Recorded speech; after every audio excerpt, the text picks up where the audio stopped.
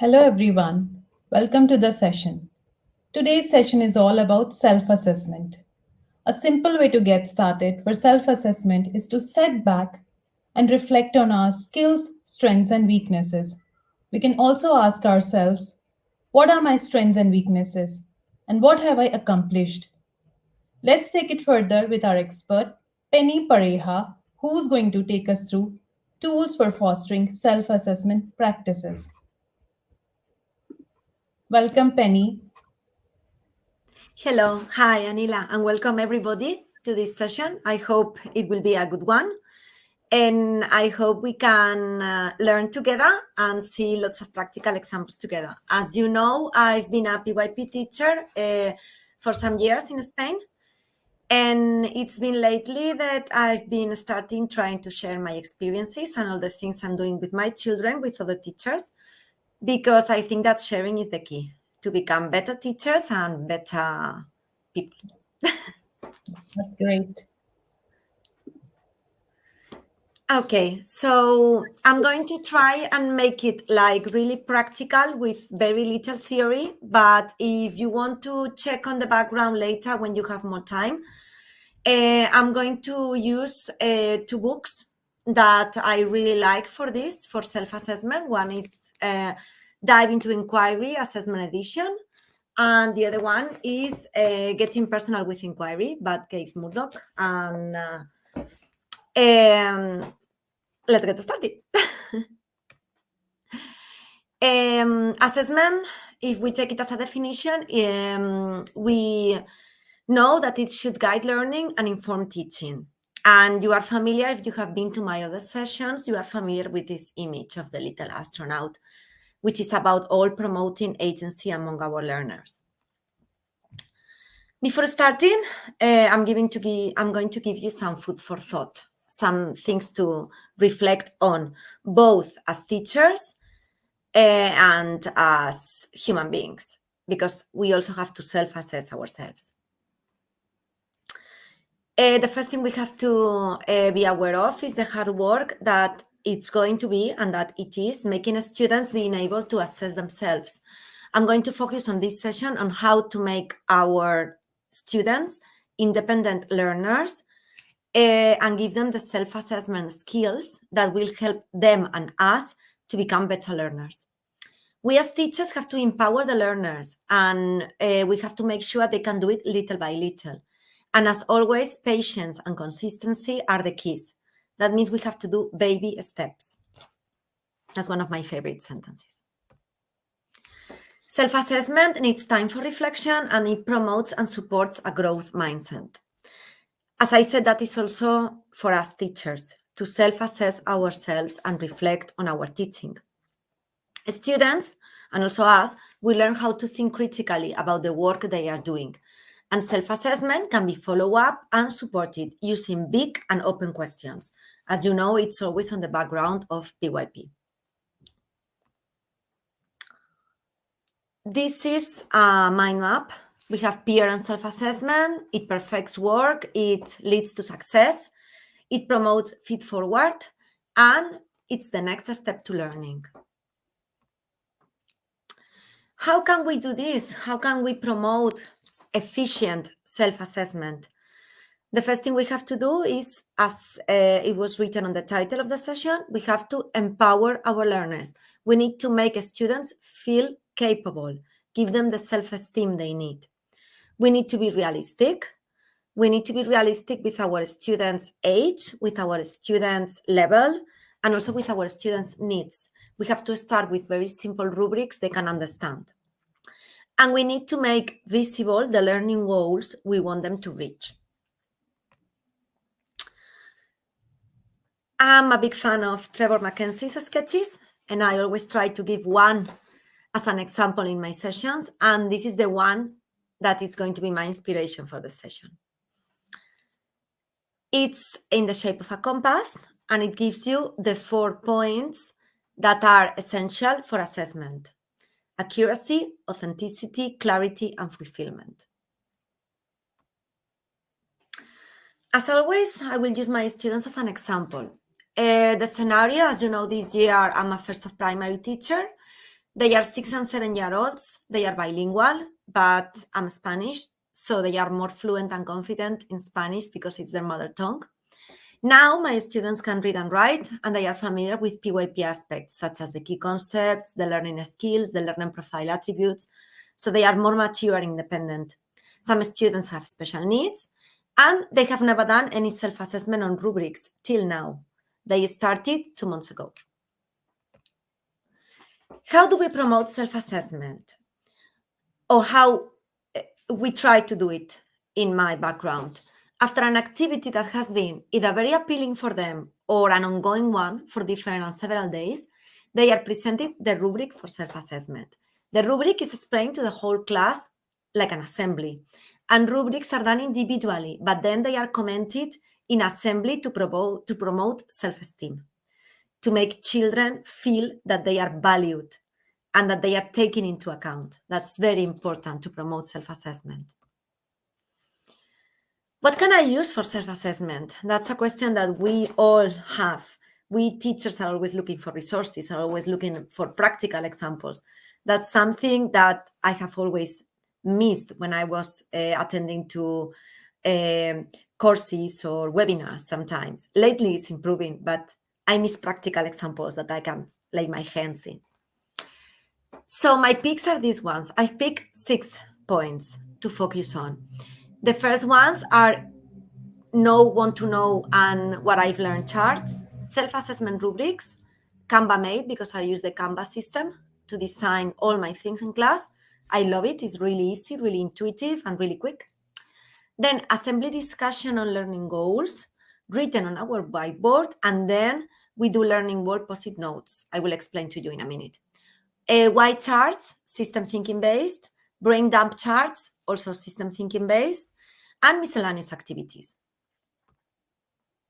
KWL charts. KWL is an acronym for know, want to know, and what I learned. I hope you are familiar with these charts because they are really useful almost for everything. It's not really a rubric, but I've used it as a rubric for learning or an exit ticket. Students write what they already know about a topic, then they write what they want to know, and then after they finish learning, inquiring, or investigating about the topic, they write about their knowledge. If it's very difficult, they can do it in groups or in pairs. If it's easy, they do it individually, and then we do the assembly, as I said.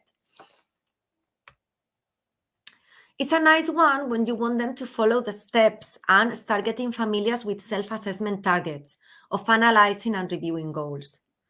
This is a little thing about self-assessment targets I found, and I just wanted to include it here. But basically, this chart is really good because they can do the review process. They can write what they have learned, and they can read again what they wanted to learn. I'm going to show you the one I used. This is the one I made. I made it for my unit of inquiry, Sharing the Planet, because we were investigating about animal kingdoms, but we started with oviparous and viviparous animals. So we made a KWL chart about mammals, what they knew, what they wanted to know, and what they had learned. They finish it at the end of the unit. So basically you have to keep it and give it to them again and again so they can review. This is the one I use, but there are tons on the internet. You just Google KWL and you can have a million examples. Self-assessment rubrics. Self-assessment rubrics are the most important ones, at least for me right now. They are presented as a tool to help students. They promote reflection, but they have to be very well designed and they have to be adapted to a student's level and needs. They need practice so students can acquire the critical thinking skills. And teachers need to give time for reflection after they are finished, both for us as teachers and for the students. Maybe one session for reflection after they fill the self-assessment rubric. I want to emphasize point 3. You have to design them specifically for students, or that's my advice. There are millions everywhere in different platforms, in Google, in Canva, in Teachers Pay Teachers, but you have to take into account your learners. So basically you have to adapt them, you have to make them. That's my advice. This is some of the rubrics I've made for my students, and you can see the progress in these two because this one here, that says self-assessment rubric, they couldn't write a lot. So they just had to circle the emoji that represented the learning. So it was really easy. And it was about work, about how they found the work of the day. It also gave me feedback as teacher to see if the work was entertaining, if the work was okay for their needs, and if they needed more help than the one I thought they needed. Because I wrote if they wanted, if they needed friends, books, or things to look for information, or me as a teacher. And then the other one is the last one we've made. And you can see that they have to write, and it's about a group activity. It's a self-assessment of the group work. Here you have more.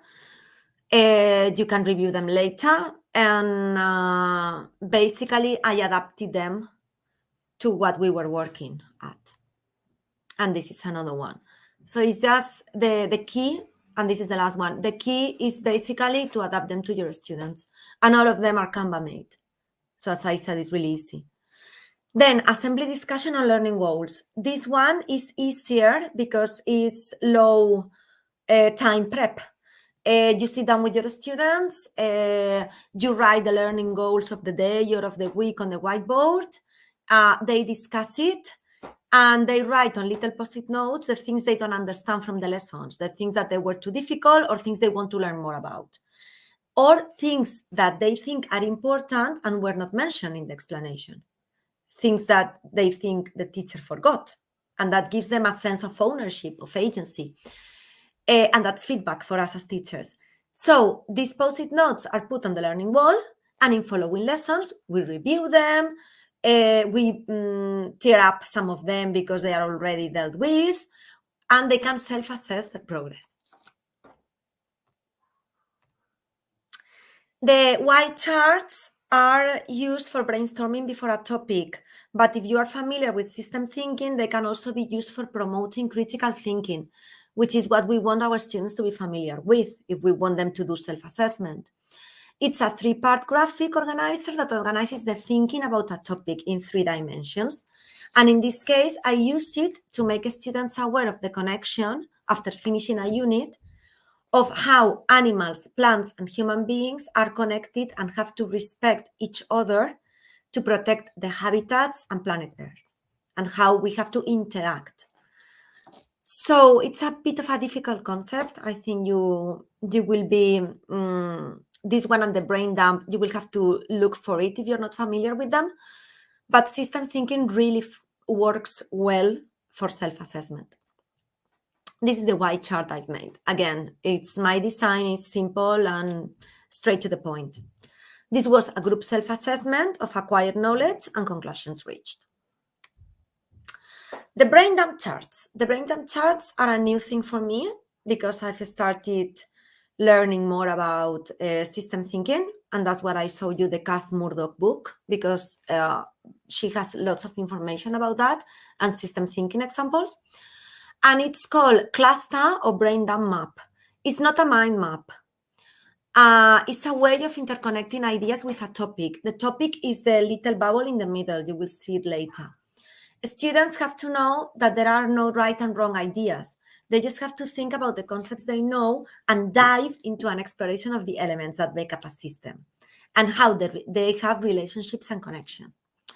What I did, as it was the first one we made, is that I designed a very simple scheme to fill in after going on a systems hunt around the school. We are studying systems, so we decided to go around the school looking for systems, and then we had to write our findings on the brain dump chart. As you can see, it's that simple. Systems in a school and all the bubbles of all the, with all the information they have gathered.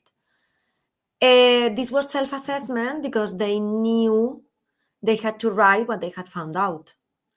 So they had to gather the information, process it, and then write it there. And then they had to go back and check if the information was correct. Then comes the last point, the miscellaneous resources. These are random things that I have used, and I think it might be worth sharing with other fellow teachers. And there's millions of things on the internet, but I'm giving you the ones that work for me during these years of teaching, not only this year, previous years as well. So these cards, I use them when I taught PYP in third of primary. The students kept them laminated in their pencil cases, and we use them as like really quick teacher assessment and self-assessment of the activities and see how we could improve the activities together. And it was also feedback for me as a teacher. I don't know credit for these ones. These ones I'm going to show you are not mine. This is a poster we had in class, and it was like really quick. When in an assembly, we wanted to say if we have understood or not the things we were talking about. They just had to do a gesture. It might have to be adapted depending on the country for different gestures, and it can also be reduced. Instead of having 6, you can have 3 or 4, depending on the age group. It is for quick group assessment. Then this idea, you can modify it with Canva or use it as an inspiration because it promotes active collaboration and co-design of learning, which is really important in assessment. Students that learn to be good collaborators are active listeners and focused, are kind and empathic and adaptable, curious, organized, and they are able to self-regulate, which is things we really need to develop even as adults. So they are skills that children need. And these kind of rubrics are really good for that. Self-reflection again, and also for the teacher's work, things that glow and things that grow. And then my improvement plan. This improvement plan one with the little circle that is happy, that has a light bulb and that is writing can be used as teachers too. We can use it and focus on our weaknesses and what we want to develop. I think it's very important to do self-assessment as teachers too. And then this poster is one of my favorites. It was in my class for a long time. And it's really simple. You just have to place yourself in 1, 2, 3, 4, or 5. And I think that, as I've been saying, we as teachers can use it too, as we are always learning. And we have to try and place ourselves on it. I think I'm in between number 4 and 5, but I don't know if I'm being too ambitious. I think I'm 4. I wasn't 4 before. Then the advantages for me of encouraging student self-assessment. The first one is very, very simple and very useful for us. Less marking load for teachers. Instead of marking assessments from the entire class in one day, we can do continuous observation, which is something that PYP requires and that we have to do as PYP teachers. And we can give clear and purposeful feedback to students. We can give feedback and feed forward. And then, of course, it promotes student agency. They learn to value more the process of learning over product. They value more how they learn than what they learn. Then a student's well-being is taken care of properly. They feel taken into account and they can communicate if something is causing them worries or stress, if an activity is too difficult, if the group they are in is not letting them communicate or learn properly. And we can control the class and their well-being better. And finally, I think that with self-assessment, students and teachers establish a bond and the relationship is better because the students feel valued and listened to. And that's something I'm seeing in my little ones. We have a better relationship. They trust me more because I know I'm really listening to them. Then please remember that both students and teachers are here to learn. We never stop learning. We don't have all the information. We don't have all the techniques. We don't have all the tools. We always have to learn, even learn from our students. I'm giving you another sketch, the assessment continuum. You can look at Trevor Mackenzie's web page for these sketches. They are all posters in my classroom and I look at them every day. And finally, I'm going to give you 2 final reflections. One of them is the one I always use, that the students need to feel valued and that we have to believe that students are always capable of more than we think. They can always do more. It's not that we have to push them, we have to believe in them. And then that patience and consistency are the keys here for self-assessment. They need to learn the process and they need their time. We cannot pretend that students self-assess themselves in one day properly. We have to lead them. We have to guide them. We have to be the facilitators in that learning, because that's a learning too. But when it happens, and when it happens properly, it's going to be there forever. So we need patience and consistency. Don't give up. They will do it. At some point, they will do it. And please adapt all the material to your students. Don't trust, I mean, there's million of nice ideas, but we always have different students. So we always have to adapt everything. And with that, I think I've given you all my ideas. I know it's been quicker today, but I just wanted it to be straight to the point.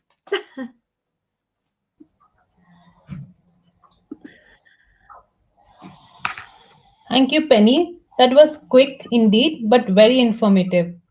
And we have some questions like some of them are asking if it is possible to get the PPT because Yes, these of sheets course. which you have, sorry, the sheets that you have attached, they're very valuable. I think some of them would like to take to their class.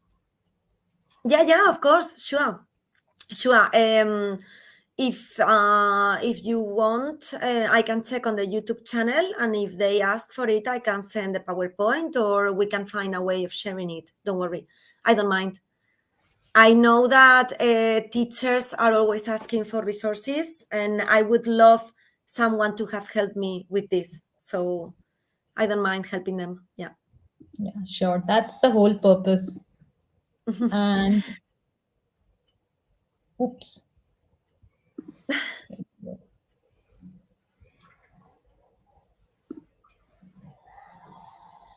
Yes. Thank you, Penny. You're welcome. We got invaluable information, and I thank you on behalf of all the teachers. This is certificate of appreciation for all your contribution and insights. And thank you all the participants here, you for your time. And I hope this session was meaningful, informative, and useful for you all. See you next time. Thank you. Bye. Thank you.